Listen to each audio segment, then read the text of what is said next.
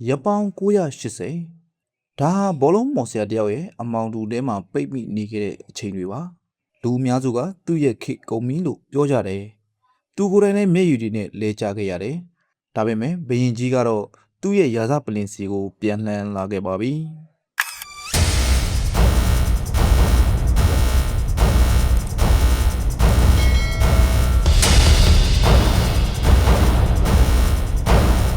Natano set dongune, auto bala donga. ACN Daya Yagajima, Nima at Kabajiga, Biasi, Tuage the Luabe.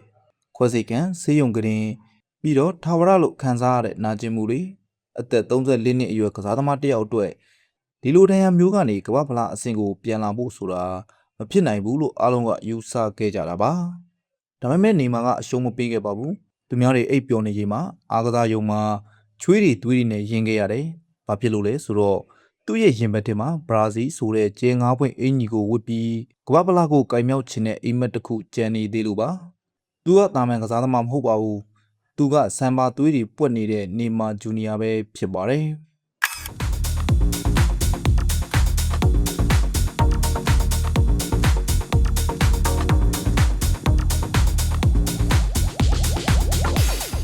မနေ့ကပွဲစဉ်ရဲ့86မိနစ်အကြာမှာ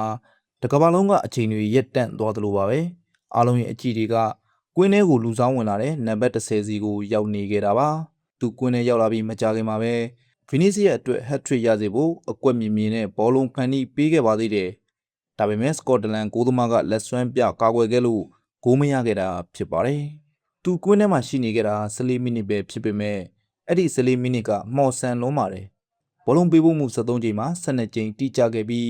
92ရာခိုင်နှုန်းအထိတိကျတဲ့မော်ဆန်မှုကိုပြသနိုင်ခဲ့ပါတယ်။ဂိုးပေါက်ချင်းချောက်မှုတွေအခွင့်အရေးတွေဖန်တီးပေးရင်သူဟာကွင်းထဲကိုစွမ်းအင်အသစ်တွေသွန်လောင်းပေးခဲ့ပါတယ်။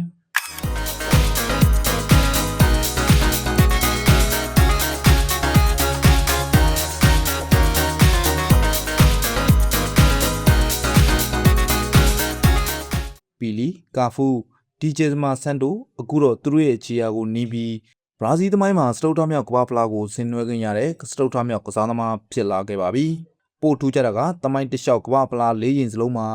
အိုက်ကွန်းနေဖြစ်တဲ့ကျော်နံပါတ်10ကိုပဲဇက်တိုက်ဝစ်ဆင်ဝင်ရတဲ့ကစားသမားဖြစ်ပါတယ်။သူကအရင်ကလိုပွဲတိုင်းကိုတယောက်တည်းနဲ့အဆုံးဖြတ်ပေးနိုင်တဲ့အရွယ်တော့မဟုတ်တော့ပါဘူး။ဒါပေမဲ့သူကွင်းထဲမှာရှိနေုံနဲ့တင်ကစားသမားတွေပရိသတ်တွေနဲ့ဘောလုံးလောကတစ်ခုလုံးတွေမျောလင်းချက်ဆိုတဲ့အလင်းရောင်ကိုယူဆောင်လာပေးနိုင်စေပါ။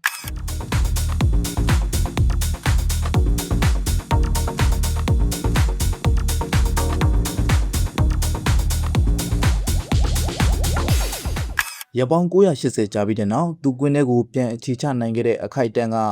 ဘောလုံးမွေးတစ်ခုတည်းပိုပါတယ်။အဲ့ဒါကစိတ်သက်ကြံ့ခိုင်မှုရဲ့ပြရုပ်တစ်ခုပါ